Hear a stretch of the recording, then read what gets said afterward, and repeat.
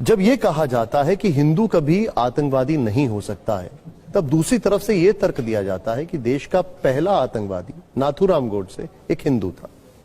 क्या कहेंगे आप इसमें?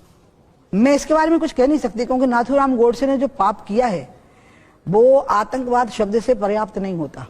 उसने जिस व्यक्ति को मारा है वो व्यक्ति एक सपना देख रहा था कि आजादी के बाद का भारत कैसा होगा, और उसने लीड किया था आजाद भारत के मूवमेंट को, महात्मा गांधी जी ने।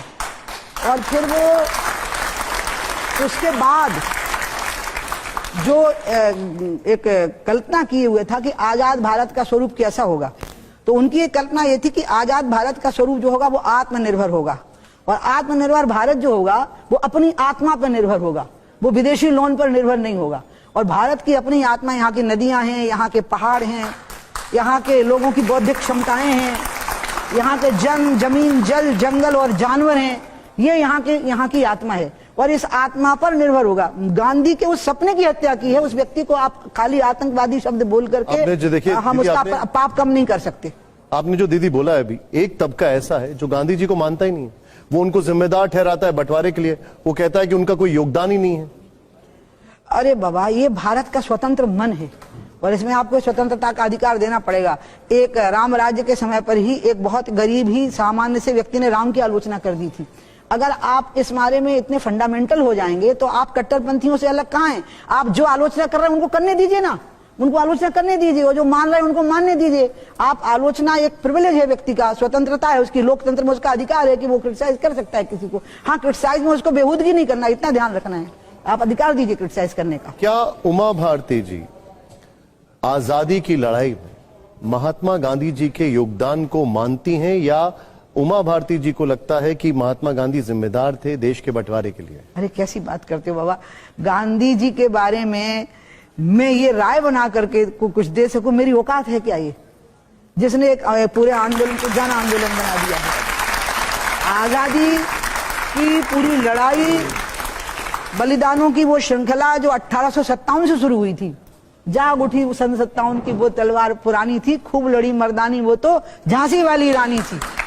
एक महिला ने उस लड़ाई की अगुवाई की थी। इन बिटियों को भी, इस सारी बिटियों को याद रखना होगा। एक लड़की ने, आपकी उम्र की थी वो 18 साल की जब वो लड़ी थी, 23 साल की उम्र में तो वो शहीद हो गई थी। 1857 की लड़ाई है जिसको एक अहिंसक जन आंदोलन बदलने का काम गांधी ने किया। और काश की गांधी जी को 20 साल और मिल गए होते तो आज अमेरिका हम पे टैरिफ नहीं लगा रहा होता, अमेरिका हमारे सामने भीख का कटोरा मांग करके खड़ा होता। बहुत बड़ी बात है। आप सब लोग जो स्टूडेंट्स हैं, हमारे जितने भी व्यूअर्स हैं, उमा जी ने जो अभी बात की है बहुत बड़ी बात है। दीदी, बीजेपी का एक तबका है वो महात्मा गांधी जी के कंट्रीब्यूशन को नहीं मानता है, उनको डिस्क्रेडिट करता है। वो कहता है कि नेहरू जी और पटेल के बीच में बहुत सारे विवाद थे। आपकी क्या राय है इस पर? मैं नेहरू जी और पटेल जी और नेहरू जी और अपने महात्मा जी के बीच में जो बातें थी वो इतिहास का तथ्य है, वो इतिहास में दर्ज हैं। लेकिन इसका मतलब इससे ना तो नेहरू की महानता कम होती है, ना पटेल की महानता कम होती है, और ना गांधी जी की महानता कम होती है। वो महान थे, अब उनकी कुछ असहमतियां थी, तो आप उन असहमतियों के आधार पर उनकी महानता को कम नहीं कर सकते हैं। इसलिए हम ऐसा मानकर एक बात आप मान लीजिए, भारत का मन स्वतंत्र मन है, यहाँ लोकतंत्र अभी से नहीं है, लोकतंत्र हमेशा से है। हमारे यहाँ जो षड दर्शन है उसमें एक छठा दर्शन है चारवाक का। सब दर्शनों ने कहा आत्मा है, परमात्मा है, स्वर्ग है, नरक है। एक दर्शन है जिसका नाम है चारवाक का दर्शन। वो कहता कोई आत्मा नहीं है, कोई परमात्मा नहीं है, कोई स्वर्ग नहीं है, कोई नरक नहीं है, जब तक जियो सुख से जियो, कर्ज ले लेके घी पियो, अगले जन्म में तो चुकाना ही नहीं है क्योंकि अगला जन्म होना ही नहीं है। ऐसा भी उसको हमने फिलोसफी में गिना। It is the sixth philosophy, ये छठा दर्शन माना गया है, चारवाक का दर्शन। और हम जब फिलोसफी पढ़ते हैं तो हमको चारवाक भी पढ़ाया जाता है। में से 3 दर्शक नास्तिक दर्शन है जी। तो इसलिए जो देश नास्तिकों के दर्शन को भी फिलोसफी में ऐड कर रहा हो, आप वहां पर स्वतंत्रता नहीं देंगे आलोचना करने की? स्वतंत्रता दीदी मैं वापस आऊंगा इस पर। आपने देखिए यहाँ पर हर जगह ताली बज रही है, आपने जो कहा, लेकिन दीदी नहीं, और मैं एक बात और कहूंगी, अभिज्ञान ने जो मेरी बात का समझिए, बहुत अभिज्ञान वास्तव में बहुत ज्ञानी है, सच्ची में।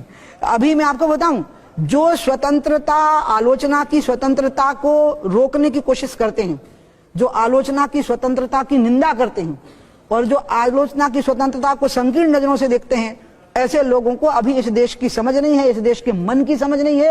ये देश का जो मन है वो पूरा अधिकार देता है साहब।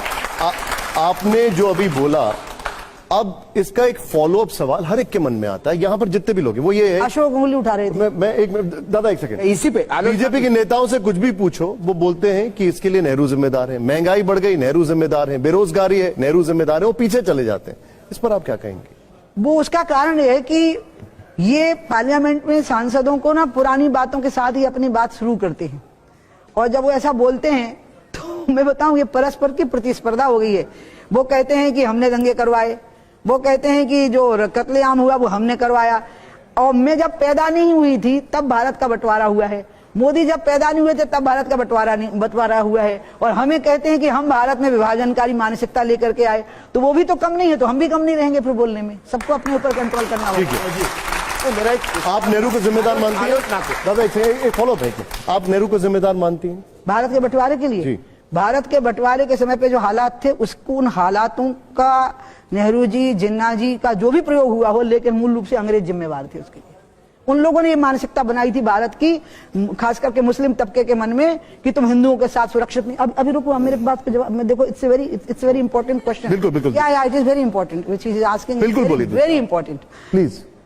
भारत में जब मार्किंग हुई कि ये पाकिस्तान है, तो आपको पता होना चाहिए कि भारत का वो हिस्सा जो पाकिस्तान के रूप से नामांकित किया गया, वहां पर बसे हुए मुसलमानों के अलावा जो भारत में मुसलमानों की आबादी थी, उसका खाली 2.5% पाकिस्तान गया है, बाकी के लोग नहीं गए। और वो क्यों नहीं गए? क्योंकि उनको विश्वास था कि पाकिस्तान में मुसलमान के साथ हम सुरक्षित नहीं रहेंगे, हम हिंदुस्तान में हिंदू पड़ोसी के साथ ज्यादा सुरक्षित रहेंगे, इसलिए वो पाकिस्तान में। तो इसलिए जो बात आप कह रहे हैं, ये अंग्रेजों ने पहले बंग किया। अब पहले अंग्रेजों ने बंग किया था, आपको याद है, बंगाल के 2 टुकड़े कर दिए थे। उसी तरह से अंग्रेजों ने भारत के लोगों के दिमाग के अंदर ये जहर भरा कि मुसलमानों के लिए अलग देश होना चाहिए, जबकि उसके पहले दंगों का